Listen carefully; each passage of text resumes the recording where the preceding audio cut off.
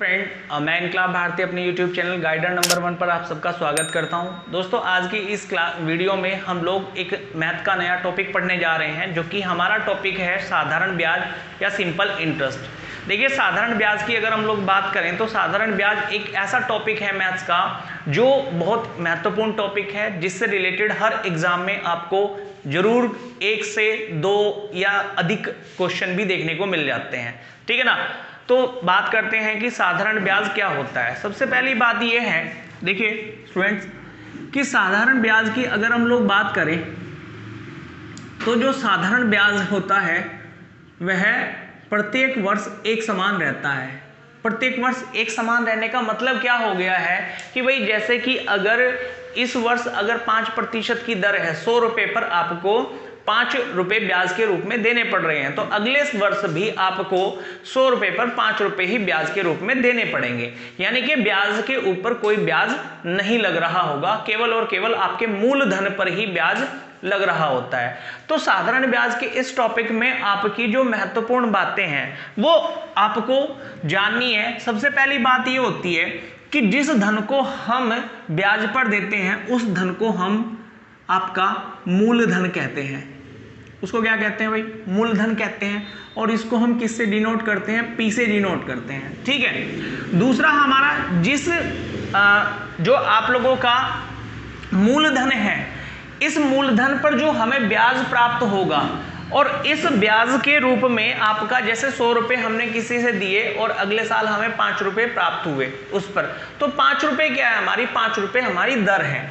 तो कहने का मतलब ये हो गया कि 100 रुपए पर जो धन हमें प्राप्त होगा उसको क्या कहते हैं? हम दर कहते हैं, और इसको हम आर से डिनोट करते हैं स्टूडेंट्स। और एक हमारा समय होता है, क्या होता है? समय होता है, जिसको हम किससे डिनोट करते हैं? टी से डिनोट करते हैं। तो यहां पर साधारण ब्याज का फार्मूला क्या होता है? साधारण ब्याज यानी कि सिंपल इंटरेस्ट जो होगा वो क्या होगा? वो होगा PRT अपॉन 100। ये हमारा क्या होता है? फॉर्मूला होता है। देखिए, अगर हम इस फॉर्मूले की बात करें तो इस फॉर्मूले को हम कभी भी सवाल में इस्तेमाल नहीं कर रहे होंगे, लेकिन बात यह है कि ये बेसिक फॉर्मूला सभी को आना चाहिए, पता होना चाहिए कि हमारा फॉर्मूला होता क्या है। ठीक है ना। तो जैसा कि मैंने आपको बताया है, साधारण ब्याज में आपका जो दर होती है वो हमेशा एक समान रहती है। दर में कोई परिवर्तन नहीं होता है। पहले साल भी दर उतनी ही रहती है, दूसरे साल भी दर उतनी ही रहती है, और तीसरे साल भी दर क्या होती है? समान ही रहती है। साथ ही साथ स्टूडेंट्स, आप लोगों का यहाँ पर ब्याज के ऊपर कोई ब्याज आपको नहीं मिल रहा होता है। तो चलिए आगे हम चलते हैं कि आपके इस टॉपिक से रिलेटेड किस तरह के प्रश्न एग्जाम में पूछे जाते हैं। ठीक है। तो यहाँ पर जो क्वेश्चन नंबर 1 दिया गया है, क्वेश्चन नंबर फर्स्ट जो दिया गया है, क्वेश्चन नंबर फर्स्ट जो दिया गया है वो दिया गया है 988 रुपए की राशि पर 18% वार्षिक दर से 5 वर्ष के अंत में कितना साधारण ब्याज अर्जित होगा। यहां पर आप लोगों से पूछा गया है कि भाई SI कितना आपको प्राप्त होगा। ठीक है ना। देखिए, सबसे पहली बात ये है स्टूडेंट्स कि एक वर्ष में, पहले वर्ष में हमें 100 रुपए पर कितने रुपए मिल रहे हैं भाई? 100 रुपए पर कितने रुपए मिल रहे हैं? 100 रुपए पर जो हमें मिल रहे हैं वो मिल रहे हैं 18 रुपए। यानी कि 18% का मतलब क्या हो गया? 18% का मतलब है कि एक वर्ष में 100 रुपए पर हमें 18 रुपए मिलेंगे। ठीक है। तो अगर आपका एक वर्ष में 100 रुपए पर 18 रुपए मिलते हैं, तो मुझे आप ये बताइएगा कि बात की जा रही है सवाल में 5 वर्ष की, तो 5 वर्ष पर कितने रुपए मिलेंगे भाई आप लोगों का? 5 वर्ष पर 100 रुपए में, 100 रुपए पर 5 वर्ष में 100 रुपए पर हमें कितने रुपए मिलेंगे? 90 रुपए मिलेंगे। बात समझ में आ रही है आप लोगों को? ठीक है ना। अब देखिए, सबसे पहली बात यह है कि आपका जो यहां पर दिया गया है, हमें मूलधन कितना दिया गया है सवाल में? हमें मूलधन जो दिया गया है वो दिया गया है 988 रुपए। कितना दिया गया है? 988 रुपए। ठीक है। तो स्टूडेंट्स, मैंने क्या किया? मैंने ये मान लिया कि ये जो 988 रुपए है ना, ये आपके 100% के बराबर है। 988 रुपए कितने के परसेंट के बराबर है? तो 988 जो बराबर है वह है आपके 100% के बराबर है। यानी कि 100% का मान कितना है? तो वो आपका 988 रुपए है। ठीक है। अब अगर 100% का मान 988 रुपये है, यानी कि 100 रुपये पर हमें, अब एक वर्ष में हमें 100 रुपये पर कितने रुपए मिल रहे हैं, आपका 18 रुपये मिल रहे हैं।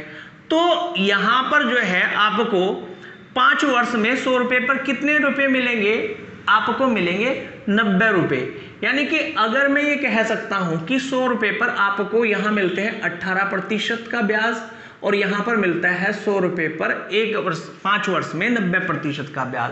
ठीक है ना। तो कहने का मतलब ये हो गया है कि मैं डायरेक्ट यहां पर ये कर सकता हूं कि भाई अगर 100 का मान 988 रुपये है तो 90% मेरे पास में ब्याज कितना निकल करके आया है, ब्याज निकल करके आया है 90%। तो इसका मतलब ये हो गया है कि 90% कितने के बराबर होगा, तो मैं ये कह सकता हूं कि भाई 988 गुना 90 और बटे आपका 100। ठीक है ना। तो इसको हम अगर सोल्व करते हैं तो मुझे ये पता है 0 से 0 कैंसिल आउट हो जाएगी आपका, और यहाँ पर 9 की गुना 8 में करेंगे तो 9 अट्ठे 72, 9 अट्ठे 72 और 7 79, और 9 नमा 81, 81 और 7 कितना हो जाएगा 88। ठीक है। और क्योंकि नीचे 10 है हमारे पास में, तो 10 से जब भाग करेंगे तो ये पॉइंट हमारा यहाँ पर लग जाएगा।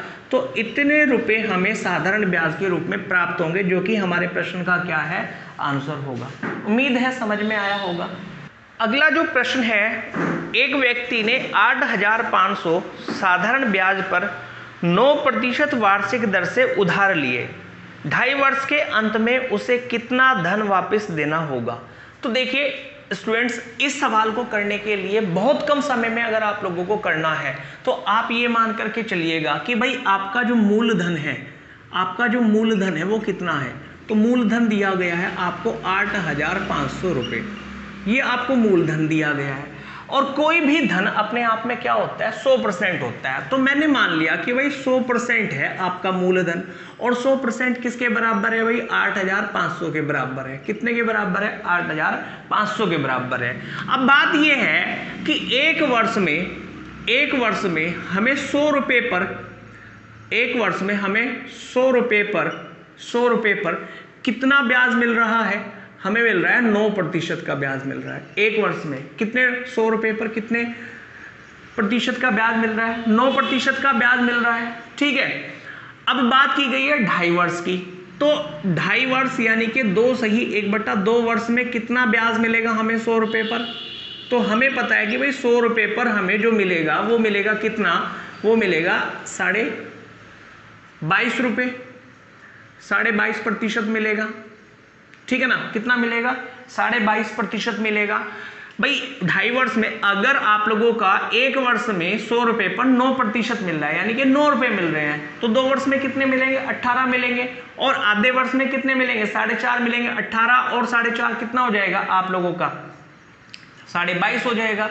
तो कहने का मतलब ये है कि आपको निकालना सिर्फ इतना ही है स्टूडेंट्स, कि जो अगर 100% का मान इतना है, कितना है, 8,500 है, तो जो आपका साधारण ब्याज निकल करके आया है ना, इस साधारण ब्याज की प्रतिशतता को आप, इसका मान आपने निकालना है। और अगर इसका मान आप निकाल लेते हैं और उस मान को यदि मूलधन में जोड़ देते हैं तो हमारा टोटल क्या निकल करके आ जाता है, मिश्र धन निकल करके आ जाता है।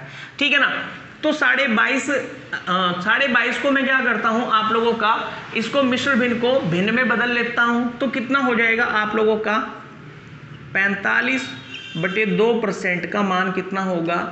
तो मैं ये कह सकता हूं कि 45/2 और गुना आप लोगों का क्या हो जाएगा 100।